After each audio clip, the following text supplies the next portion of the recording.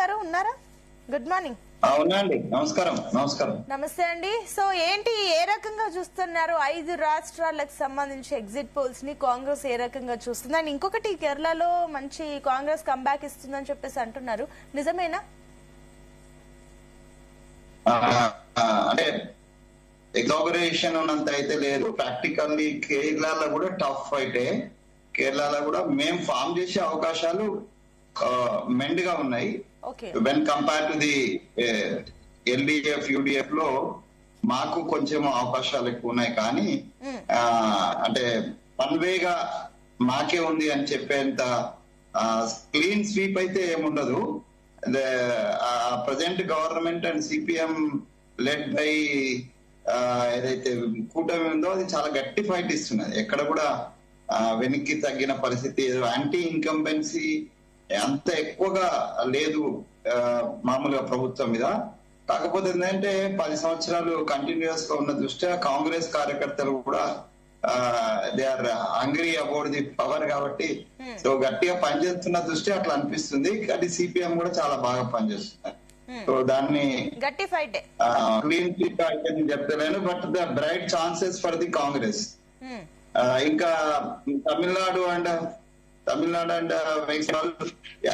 ఖచ్చితంగా 2 రాష్ట్రాల ఇన్ఛార్జి గత 5 సంవత్సరాల నుంచి ఓబీసీ డిపార్ట్మెంట్ సంబంధించి 2 రాష్ట్రాలకు నేను అంటే 6 సంవత్సరాల నుంచి, నేను 5 సంవత్సరాల నుంచి పశ్చిమ బెంగాల్ చూస్తున్నా.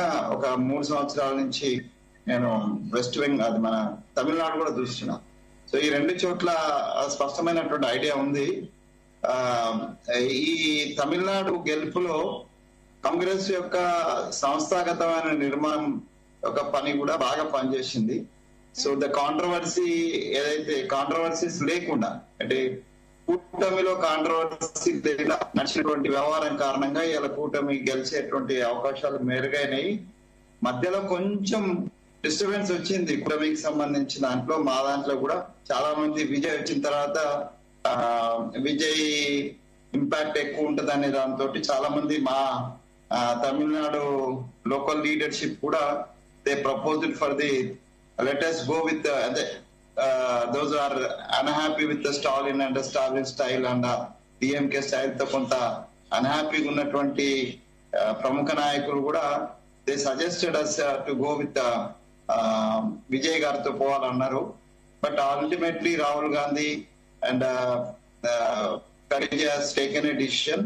ఈ స్టేజ్ లో ఇది సమస్య మంచి మిత్రులను వదులుకోవడం కరెక్ట్ కాదనే దాంతో ఈ కంటిన్యూడ్ ఇన్ డిఎంకే అండ్ కూటమి. కాబట్టి ఆ 5 సంవత్సరాల నుంచి మాకున్నటువంటి ఏదైతే పాలనలో మేము డైరెక్ట్ గా లేకపోయినా ఒక ఫ్రెండ్లీ గుడ్ రిలేషన్ ఉంది. కార్యకర్తలు చాలా మంది, మోర్ దెన్ 60-70% కార్యకర్తలు చాలా హ్యాపీగా డిఎంకే శ్రేణులతో కలిసి పనిచేసినాయి. సో ఆ ఇంపాక్ట్ ఏంటంటే రిజల్ట్స్ అంటే ఫైనల్ వచ్చేసరికి ఇద్దరు కూడా, అంటే కాంగ్రెస్ శ్రేణులు కావచ్చు, మిగతా కూటమిలో ఉన్నటువంటి మిగతా చిన్న పార్టీలు కావచ్చు, లేకపోతే స్టాలిన్ గారు కావచ్చు, అందరు కూడా చాలా కష్టపడి పనిచేసినారు. తర్వాత ఏ రకమైనటువంటి పెద్ద అంటే ఏదో రాజకీయ ఆరోపణలు తప్పితే అవినీతికి సంబంధించి పెద్దగా ఏవి స్టాలిన్ మీద మచ్చ కూడా లేదు. గుడ్ అడ్మినిస్ట్రేటర్ గా అతనికి మంచి పేరు వచ్చింది. సో ఈ అన్ని అంశాలు. రెండోది ఏంటంటే అపోజిషన్ ఏం లేదు. వాస్తవంగా గత 5 సంవత్సరాల నుంచి పళనిస్వామి నాయకత్వంలో ఉన్నటువంటి ఏఐడిఎంకే తను సరిగా పని చేయలేదు. బీజేపీ దాన్ని పని చేయలేదు కూడా. వాస్తవం చెప్పాలంటే ఏఐడిఎంకేను అంటే నిర్వీర్యం చేసి ఆ ప్లేస్ లో బీజేపీ ఎంట్రీ కావాలనేటువంటి ఒక పెద్ద లాంగ్ వ్యూహం తోటి వాళ్ళు పనిచేసినారు. బట్ అదంతా అంటే కొంత మేరకు వాళ్ళు సక్సెస్ అయినట్టే, దాన్ని పని చేయకుండా ఉండడంలో సక్సెస్ అయినట్టే. కానీ వాళ్ళు దాంట్లో ఎంట్రీ కావడంలో కొంత అదేనే అయితే పర్సెంటేజ్ ఆఫ్ ఓట్ పెరగడం అనేటువంటిది కూడా బీజేపీకి పెరుగుతుంది అని అంటే దాన్ని వాళ్ళు ఒక ఫలితం సాధించినట్టే. ఇంకా వెస్ట్ బెంగాల్ విషయానికి వచ్చేది ఏంటంటే, నేనైతే వెస్ట్ బెంగాల్ మొన్న కూడా పోయొచ్చిన నేను ఈ ఎలక్షన్ సందర్భం కూడా. ఇది వెస్ట్ బెంగాల్ లో జరుగుతున్నటువంటి ఒక election Bharatiya Janata party election commission versus Bengal ప్రజల్లాగా ఉంది. అక్కడ నిజంగా చెప్పాలంటే తృణమూల్ కాంగ్రెస్ కంటే ఎక్కువ బెంగాల్ ప్రజలు అన్నట్టుగా ఉంది. ఎందుకంటే సర్ యొక్క ఇంపాక్ట్ ఎట్లా ఉందనంటే, సర్ అనేది మా సర్ మీద, మా గొంతు మీద అది పెట్టినటువంటి ఒక భావన గ్రామాల్లో వచ్చింది. దాని యొక్క ఇంపాక్ట్ మీకు ఓటింగ్ లో కనిపించింది 90%. చాలా చోట్ల నేను నా స్వీయ అనుభవం చెప్తున్నాండి. ఫాదర్ ఓటు ఉంది, మదర్ ఓటు ఉంది, బట్ కొడుకు ఓటు లేదు. భర్త ఓటు ఉంది అండ్ కొడుకు ఓటు ఉంది, భార్య ఓటు లేదు. ఇక్కడ చాలా అసంబద్ధంగా సర్ యొక్క ప్రక్రియ జరిగింది. దాని కారణంగా దీన్ని గ్రౌండ్ కు తీసుకుపోవడంలో మమతా బెనర్జీ టిఎంసి శ్రేణులు చాలా సక్సెస్ అయినాయి.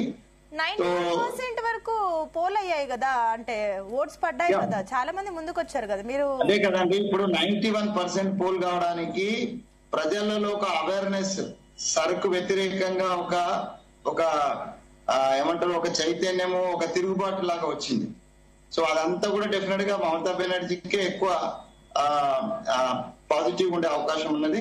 నేను అనుకోవడము అంచనాలు అటు ఇటు ఇస్తున్నారు, కానీ నేను నా అంచనా ప్రకారము మమతా బెనర్జీ కి ఈజీగానే ఆమె గవర్నమెంట్ లాస్ట్ టైం ఫామ్ చేసినంతకంటే కొద్దిగా తక్కువ సీట్లతో, ఎందుకంటే బీజేపీ కూడా అంతగా పెరిగే అవకాశాలు తక్కువ. ఎందుకంటే వాళ్ళకి సిట్టింగ్ సీట్లలో 20 నుంచి 25 సీట్లు వాళ్ళు లూజ్ అయ్యే అవకాశం ఉన్నది.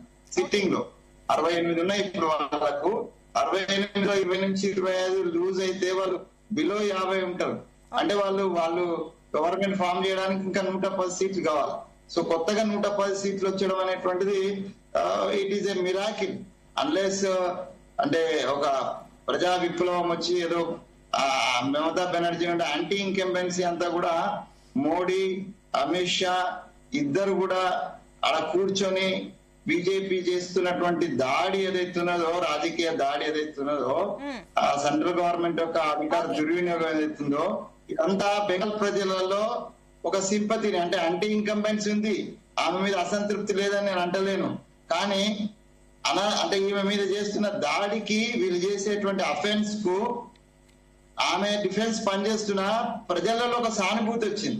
ఆ సానుభూతి కాస్త ఓట్ల రూపంలో మారినట్టేది ఉంటే ఆమెకు థంపింగ్ మెజారిటీ వచ్చే అవకాశం ఉంటది. సో అంచనాలు కొద్దిగా తారుమారే, అంటే బెంగాల్లో మీరు చాలా స్పష్టంగా చెప్పేటువంటి పరిస్థితి లేదు. ప్రజల యొక్క వెల్లువ వచ్చింది. ఆ వెల్లువ ఎటువైపు పోతుంది అనే దాన్ని అంచనా వేయడంలో నేనైతే మమతా బెనర్జీ వైపే వెళ్తుంది అనేటువంటిది నేను అంచనా వేస్తున్నా.